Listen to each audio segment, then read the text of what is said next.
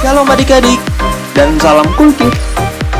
Suka baca Alkitab, suka memuji, suka berdoa. Mazmur 28 ayat 7 berkata, Tuhan adalah kekuatanku dan perisaiku. Kepadanya hatiku percaya. Aku tertolong, sebab itu beria-ria hatiku. Dan dengan nyanyianku, aku bersyukur kepadanya. Yuk, kita siapkan hati kita untuk beribadah pada Tuhan Yesus yang sudah baik banget nih sama kita. Jangan lupa Alkitabnya ya adik-adik. Selamat beribadah.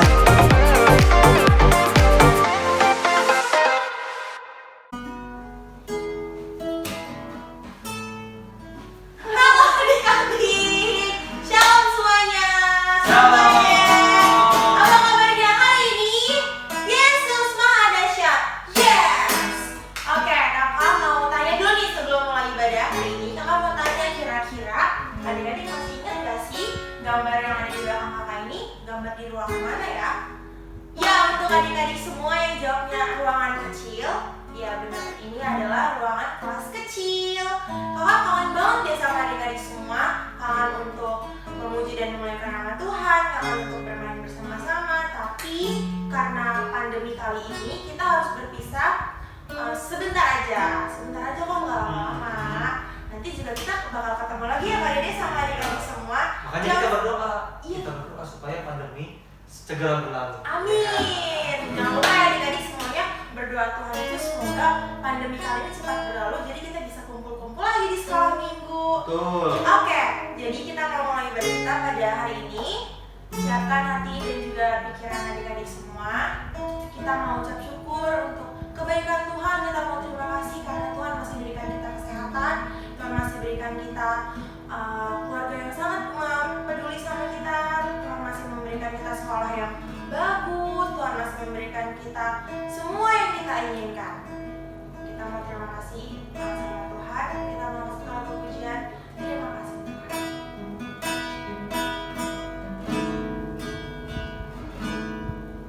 Terima kasih Tuhan untuk kasih setiamu yang ku alami dalam hidupku.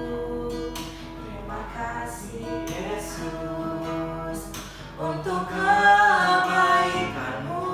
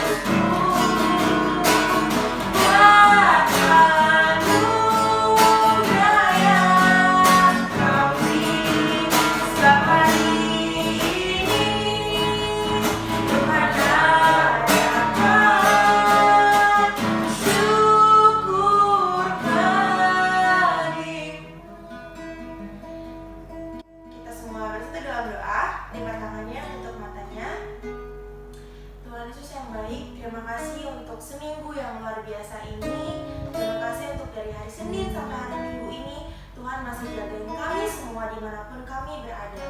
Bapa, tiba saatnya kami akan datang beribadah kepadamu. Kiranya Tuhan yang memberkati dari awal, pertengahan hingga pada akhirnya Bapa. Kami serahkan ibadah kami pada hari ini. Dalam nama Tuhan Yesus Kristus kami telah berdoa dan mengucap syukur. Haleluya. Amin. Oke, sekarang kita mau nyanyi lagu selanjutnya. Coba tebak ya. Coba Kak Dede bisa tebak nggak nih kira-kira ya adik-adik? Apa ya? Kakak mau nyanyi lagu apa yang kayak gini loh Kak, bedanya. Oh, itu gini nih. Gimana? Ih, bukan dong. Bukan itu, Bukan. bukan. Ayo, Bukan. ayo tebak apa lagi, ayo. Yang ini loh Kak. Ih, bukan itu. Kalau itu gingung badan yang besar kan? Nah, yang terakhir ya. Adik-adik tahu nggak ya? Oh,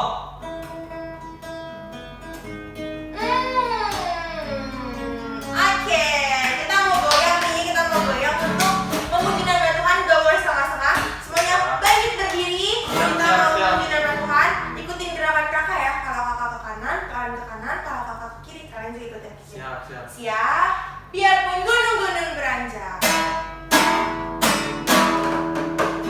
Biarpun gunung-gunung beranjak dan segala bukit bergoyang, hai. Tapi kasih setiamu tak akan beranjak dariku. Depan lagi. Biarpun gunung-gunung beranjak dan segala bukit bergoyang, kiri. Tapi kasih setiamu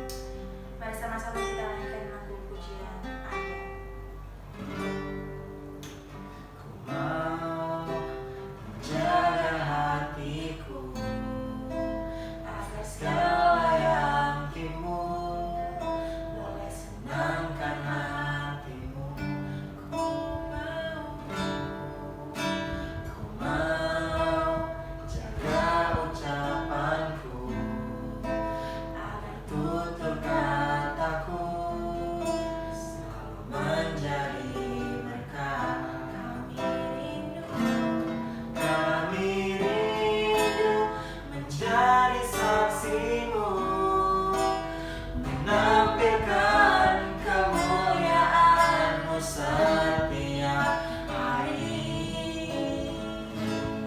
Kami rindu sedari masa muda kami mengalami banyak hal yang luar biasa bersamamu. Kita lagu punya dari awal. Katakan. Mau menjaga hatiku agar segala yang Timu boleh senangkan hatimu. Ku mau jaga ucapanku agar tutur kataku selalu menjadi berkat. Kami rindu menjadi saksimu, menampilkan kemuliaan-Mu setiap hari. Kami rindu Tuhan, kami rindu sedari masa muda kami mengalami banyak hal yang luar biasa bersamamu. Kami rindu menjadi saksimu, menampilkan kemuliaan-Mu setiap hari. Kami rindu sedari masa muda kami mengalami banyak hal yang luar biasa bersamamu, mengalami banyak hal yang luar biasa bersamamu, mengalami banyak hal yang luar biasa bersamamu. Saya undang kalian untuk doa firman. Kita berdoa ya. Bapak, mumpung kami masih anak-anak, kami masih muda, kami mau menyenangkan hati-Mu melalui perkataan kami, melalui perbuatan kami, melalui isi hati kami. Dan sebentar kami mau mendengarkan firman-Mu. Kami mohon ya Tuhan supaya Engkau bantu kami untuk kami dapat mengerti kebenaran firman-Mu, agar firman-Mu dapat kami lakukan. Terima kasih, berkati kakak kami yang menyampaikannya. Di dalam nama Tuhan Yesus Kristus kami sudah berdoa dan mengucap syukur. Amin. Amin. Selamat mendengarkan. Selamat. Shalom adik-adik. Ketemu lagi nih dengan Kak Alex. Hari ini kita mau belajar firman Tuhan. Judulnya tentang anak yang hilang di dalam rumah. Nah, lucu kan? Hilang biasanya di tempat wisata atau di mall. Jadi adik-adik harus hati-hati nih. Tapi kok lucu ya? Hilang di dalam rumah? Emang bisa? Tuh, penasaran kan? Jadi perhatikan firman Tuhannya baik-baik ya. Minggu lalu kita sudah bahas firman Tuhan, perumpamaan tentang anak yang hilang. Di situ ada dua saudara adik-adik. Anak yang hilang di luar rumah sama anak yang hilang di dalam rumah. Anak yang hilang di luar rumah, anak yang meminta warisan kepada bapaknya, lalu menjualnya dan pergi jauh dari rumah untuk bersenang-senang dan menghabiskan harta warisannya. Tetapi ketika bencana kelaparan tiba, anak itu pulang ke rumah bapaknya. Itulah anak yang hilang di luar rumah, yaitu si bungsu.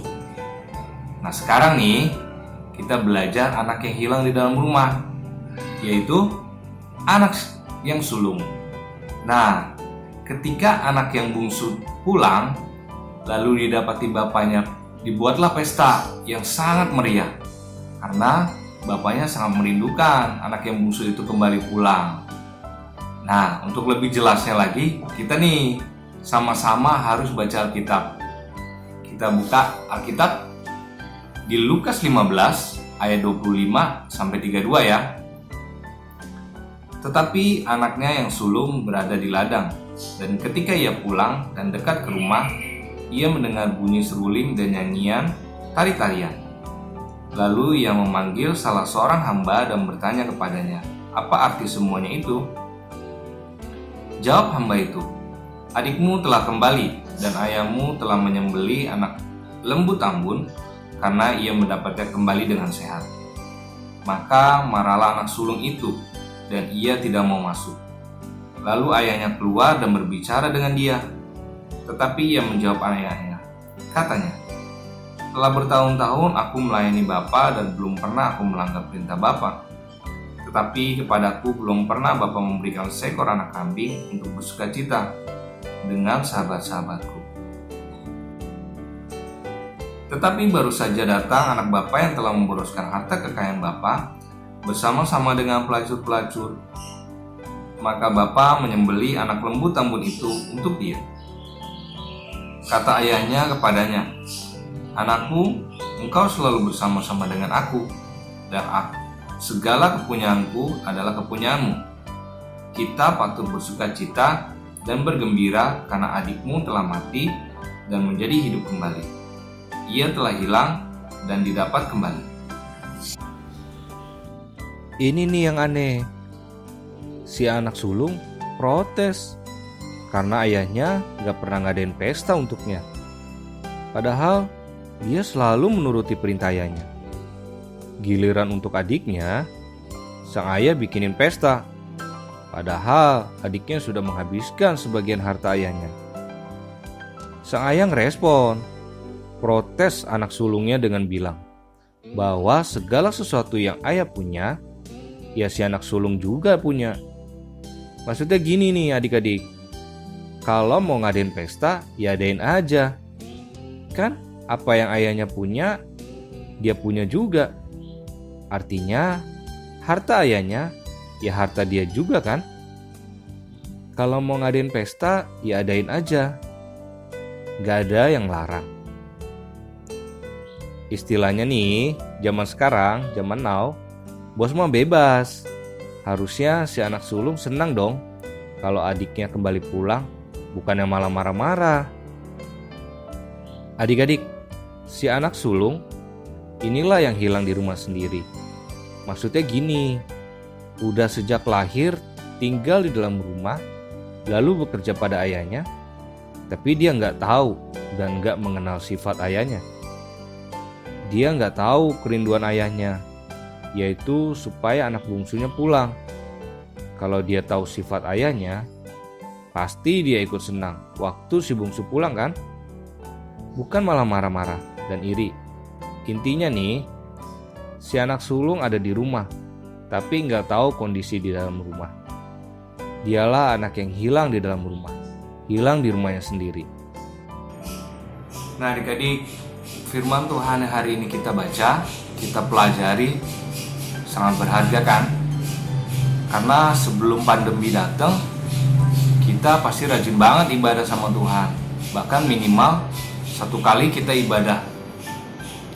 Tetapi kali ini kita hanya berjumpa dengan ibadah online. Bahkan dulu kita juga banyak yang sibuk dengan aktivitas pelayanan di gereja kan. Semuanya itu baik. Tetapi melalui firman Tuhan ini kita diingetin nih, percuma semua yang kita lakukan, melayani, berdoa dan baca firman Tuhan, tapi nggak pernah mau ngerti maunya Tuhan dalam kehidupan kita. Itu sama aja dengan perumpamaan si anak sulung yang hilang di dalam rumah tadi. Ketika adiknya pulang, lalu disambut bapaknya dan dibuatkan pesta, anak yang sulung ini nggak mau gabung ke pesta ayahnya. Jadi dia merasa iri hati, merasa kecewa karena nggak mengenal hati bapaknya yang sangat merindukan bahwa si bungsu harus pulang, harus diselamatkan dan bisa berkumpul di tengah-tengah keluarganya lagi. Jadi adik-adik, kalau dari firman Tuhan ini, segala sesuatu yang kita buat sama Tuhan, tetapi segala sesuatunya hanya untuk diri kita sendiri, bukan melakukan firman Tuhan sesuai apa yang Tuhan mau, mengerti hatinya Tuhan, maka semuanya itu sia-sia adik-adik. Kita masih melakukan hal-hal yang jahat, merencanakan hal-hal yang salah, bahkan masih iri hati, kecewa sama orang lain, orang tua, bahkan Tuhan sendiri. Jadi intinya firman Tuhan hari ini, adik-adik mulailah mengerti apa yang Tuhan mau untuk kita kerjakan, supaya dalam setiap pelayanan kita, dalam setiap ibadah kita, ada hatinya Tuhan dalam kehidupan kita, dan kita semakin bertumbuh dalam firman Tuhan. Adik-adik, ketika kita melakukan semuanya itu, biarlah itu menjadi kebahagiaan yang sejati, bukan karena kita selalu dipuji orang, kita selalu diutamakan, bahkan kita menjadi orang yang diprioritaskan. Ingat, ketika kita sudah diberkati, ketika kita sudah hidup dalam firman Tuhan, adik-adik gak boleh sombong nih kepada keluarga, kepada adik, maupun kepada kakak dan orang lain. Seperti berkata, gue mau orang Kristen, lu mah apa sih? Gue udah rajin berdoa nih, udah baca Alkitab, gue pasti diberkati, lu mah pasti enggak. Nah, gak boleh jadi sombong juga adik-adik. Ingat, kalau kita ngerti maunya Tuhan dalam kehidupan kita, pasti kita melakukan hal yang benar, bukan hanya hal yang baik. Lalu, biarlah kehidupan kita yang diberkati oleh Tuhan menjadi kesaksian untuk memuliakan Tuhan adik-adik. Baca firman Tuhan setiap hari, berdoa, dan tanya sama Tuhan apa yang Tuhan kehendaki dalam kehidupan kita setiap harinya. Oke, pada akhirnya kita jangan seperti anak yang hilang di dalam rumah ya. Padahal kita sudah baca firman Tuhan dan melakukannya, tetapi tidak memahami hati Tuhan dalam kehidupan kita. Padahal kan kita udah rajin ibadah, baca Alkitab, berdoa dan sebagainya. Ayat hafalan dari Kak Alex adalah Lukas 19 ayat 10. Kak Alex baca ya. Sebab anak manusia datang untuk mencari dan menyelamatkan yang hilang. Lukas 19 ayat 10. Sebab anak manusia datang untuk mencari dan menyelamatkan yang hilang. Oke, dihafalin. Jangan lupa kirim videonya sebelum hari Kamis, supaya bisa digabung ditayangin di YouTube nih. Jadi teman-teman bisa berbagi berkat kepada teman-teman yang lain yang menyaksikan YouTube kita. Oke, kita berdoa untuk firman Tuhan hari ini. Terima kasih Tuhan Yesus buat kebaikan-Mu memimpin kami hari demi hari hingga hari ini.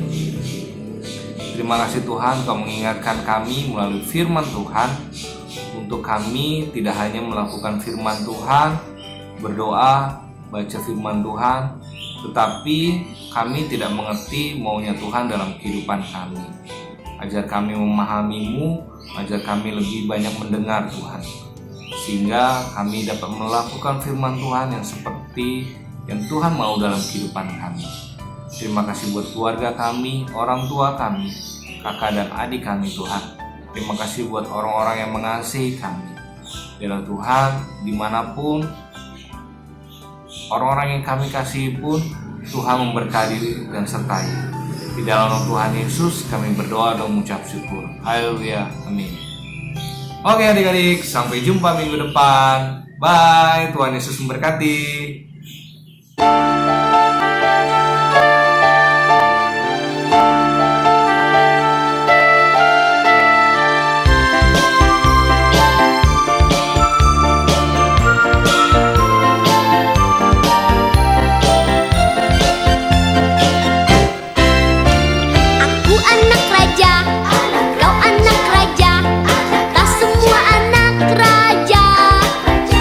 Aku anak raja,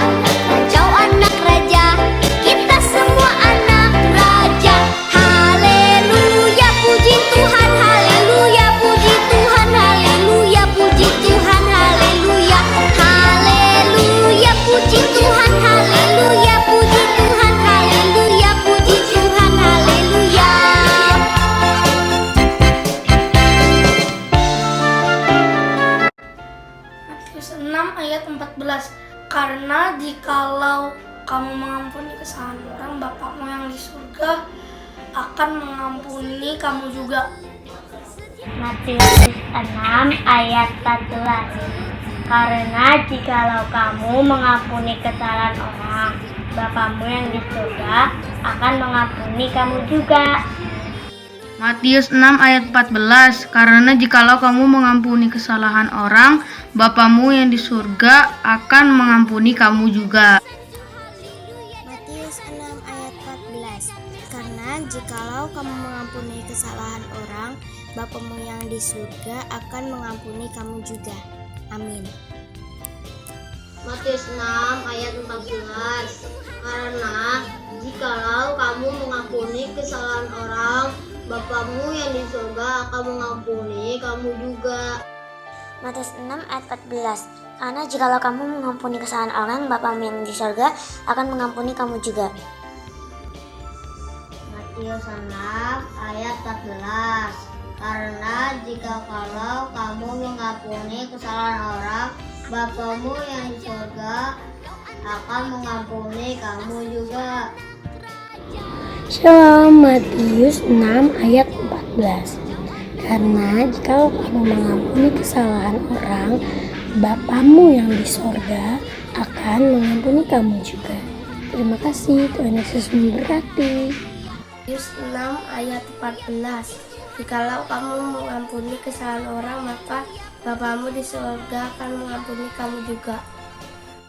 Matius 6 ayat 14. Karena jikalau kamu mengampuni kesalahan orang, Bapamu yang di surga akan mengampuni kamu juga.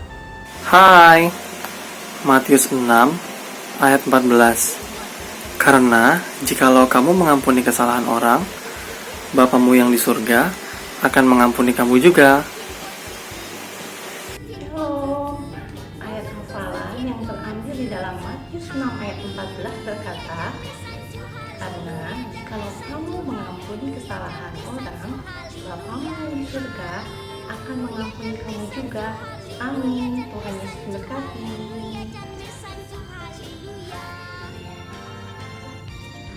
Matius 6 ayat 14. Karena jikalau kamu mengampuni kesalahan orang, Bapakmu yang di surga akan mengampuni kamu juga. Ya